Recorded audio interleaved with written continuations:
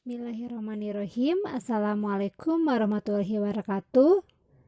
Halo Ananda di rumah, bagaimana kabarnya hari ini? Semoga Ananda selalu sehat dan selalu diberikan perlindungan oleh Allah SWT. Amin. Baiklah Ananda, kita akan belajar pada tema 2, subtema 3, pembelajaran 3.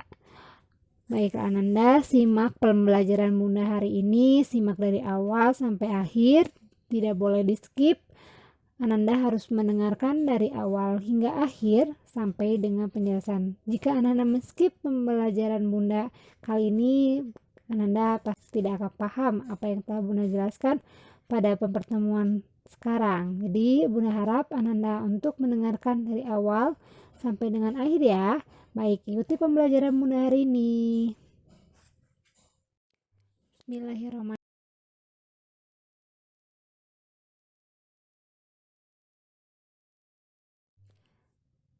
Ayo amati Ananda gambar di samping di sini. Di sini ada gambar tentang sampah. Di sini ada 3 gambar yang menunjukkan adalah perilaku yang kurang baik atau perilaku yang tidak terpuji, yaitu membuang sampah sembarangan. Tetapi di gambar yang pertama itu adalah ada seorang ayah dan seorang anak ataupun itu sedang mengelola sampah. Sampah yang ada di rumah tangga atau di sekolah, bila kita tidak membuang sampah pada tempatnya, akan menimbulkan banyak penyakit. Nah, Ananda, kita bisa lihat di sini bagaimana cara kita menjaga kesehatan organ pernapasan itu dengan cara menyediakan udara bersih di lingkungan tempat tinggal. Nah, jika ada keadaan seperti ini, berarti lingkungan kita tidak bersih sehingga akan menimbulkan penyakit dari sampah dan tidak ada pencemaran udara. Bagaimana kita menjaga dan menciptakan lingkungan yang bersih merupakan tanggung jawab setiap orang dan juga masyarakat. Setiap warga negara harus memenuhi tanggung jawab agar terciptanya lingkungan bersih. Bagaimana Ananda kita mengelola sampah yang ada di sekitar kita?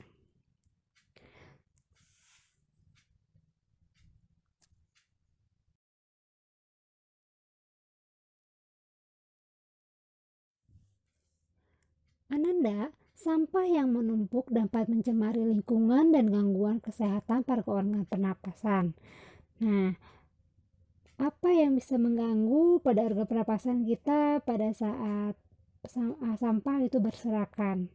Sampah bila lama-lama tidak dikelola dengan baik, sampah akan membusuk dan menimbulkan bau yang tidak sedap sehingga mengganggu organ pernapasan kita mencium bahwa terganggu sekali ya bila ada penciuman yang bau yang kurang sedap dari sampah itu.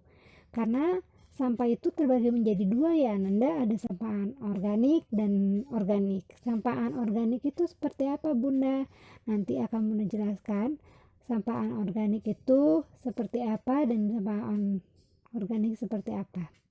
Nah Ananda, di sini terlihat sampah yang berserakan yang menumpuk, sehingga kita harus ketahui bahwa sampah yang ada di dalam rumah tangga atau itu akan menimbulkan bau yang tidak sedap bila kita simpan menumpuk berhari-hari.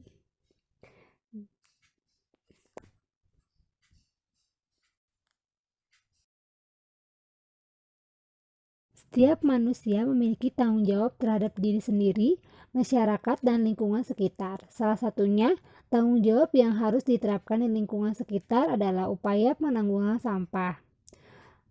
Sebelum kita mengetahui bagaimana pengelolaan sampah, Bunda mau ingatkan apa itu tanggung jawab? Tanggung jawab adalah keadaan di mana wajib menanggung segala sesuatu sehingga kewajiban memikul jawab menanggung segala sesuatu yang menjadi akibat.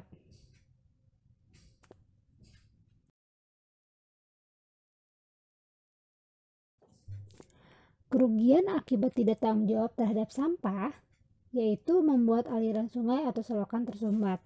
Bila kita membuang sampah sembarangan pada selokan atau sungai, akan menimbulkan aliran sungai atau selokan itu tersumbat sehingga akan menimbulkan banjir.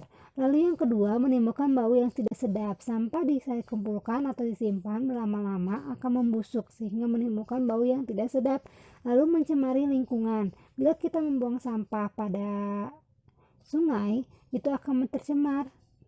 Nah, tidak ada air bersih yang bisa kita simpan sehingga pencemaran itu sampah itu menumpuk dan sehingga mencemari lingkungan, terutama sungai yang menjadi kotor. Lalu keempat, menjadi sumber penyakit. Dari sampah itu, bila kita tidak kelola atau tidak membuang sampah dengan tepat, itu akan menimbulkan penyakit. Sepertinya contoh penyakit yaitu DBD. Sampah yang disimpan bergerak itu akan ada nyamuk, menjadi sarang nyamuk, sehingga nyamuk itu bisa menjadi penyakit kepada kita, yaitu DBD ya, dengan cara nyamuk itu menggigit kepada kita.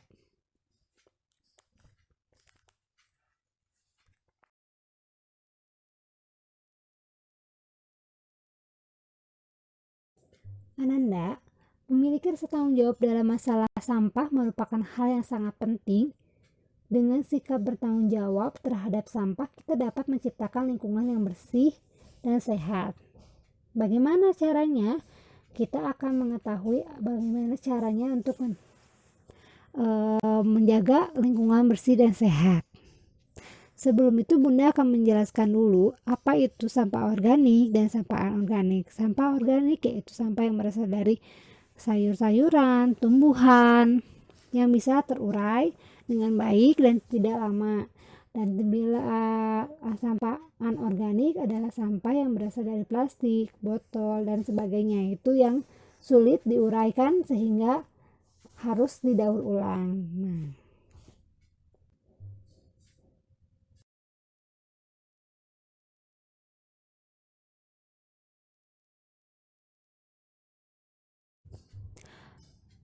Salah satu cara menanggulangi masalah sampah adalah dengan melakukan daur ulang. Kita bisa lihat gambar di samping ini. Ada gambar tas, ada gambar kotak pensil, lalu pot bunga, dan juga ada tempat sampah. Tetapi saat kita lihat kembali di sini, gambar di sini bukan tas yang terbuat dari kain yang Anda pakai, kotak pensil yang bagus. Di sini adalah barang-barang yang sudah didaur ulang dari sampah, yaitu sampah kemasan yang menjadi tas, cepuk, dompet. Jadi satu hal yang memiliki nilai jual. Lalu juga ada kotak pensil dari botol minum. Kita hanya bermodal setting lalu dimodifikasi menjadi kotak pensil. Lalu botol minuman kita modifikasi menjadi pot bunga. Lalu botol minuman juga bisa kita ubah jadi sebuah benda.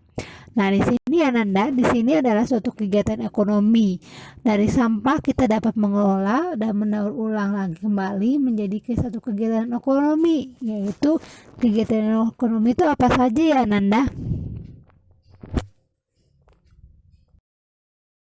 Apakah Ananda masih ingat pada kegiatan ekonomi? Kegiatan ekonomi adalah rangkaian tindakan yang mempertahankan atau menghasilkan produk atau jasa dengan perlibatan transaksi keuangan. Kegiatan ekonomi di dalam masyarakat ada 3 jenis, yaitu kegiatan produksi, distribusi, dan konsumsi.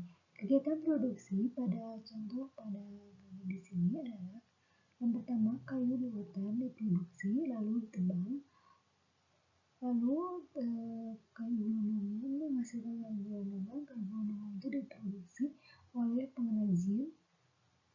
Itu termasuk kegiatan produksi. Kegiatan produksi merupakan aktivitas yang menghasilkan suatu produk batu bara dan jasa. Tujuannya dari kegiatan ini agar barang dan jasa dihasilkan mampu memenuhi kebutuhan konsumen. Lalu yang kedua adalah kegiatan distribusi, yaitu dari pengrajin ke toko pembeli. Kegiatan distribusi adalah sebuah aktivitas menyalurkan barang atau jasa dari produsen kepada konsumen. Nah, di sini ada penyaluran antara pengrajin ke distribusi. Distribusi itu adalah dari pengrajin toko mebel ke konsumen. supaya barang atau jasa dapat tersebar oleh masyarakat luas yang membutuhkan.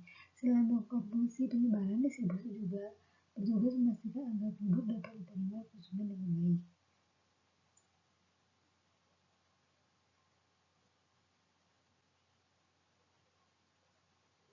Lalu yang terakhir, kegiatan konsumsi. Kegiatan konsumsi merupakan aktivitas penggunaan barang atau jasa yang dihasilkan oleh produsen.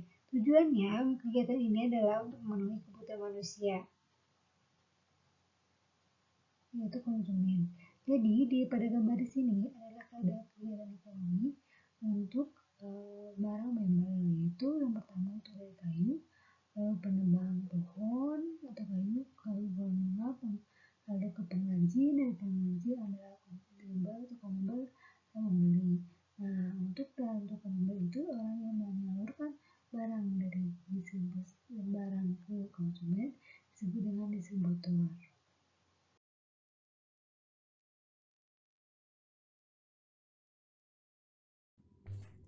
Kita membutuhkan orang lain untuk memenuhi kebutuhan yang tidak kita hasilkan. Kebutuhan tersebut biasanya bisa kita peroleh dari kegiatan ekonomi. Setiap pelaku kegiatan ekonomi memiliki peran masing-masing yang dilakukan saling menguntungkan sama lain. Keterlibatan orang lain dalam kegiatan ekonomi dapat kita temukan dalam tahapan produksi, distribusi, dan konsumsi. Dari kegiatan ekonomi, kita harus saling menghargai peran setiap individu dari yang melakukan kegiatan produksi, distribusi, dan konsumsi.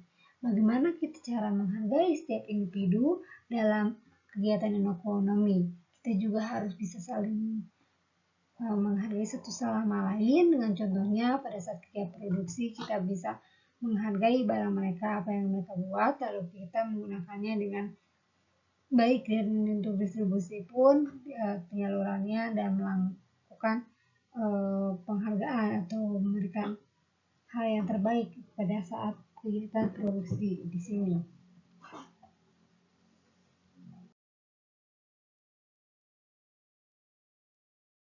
Ananda, untuk pembelajaran Bunda hari ini Bunda cukupkan sekian. Semoga Ananda bisa memahami apa yang telah Bunda jelaskan. Jangan lupa untuk mengerjakan tugas 3 Classroom. Thank you. See you next time. Ananda.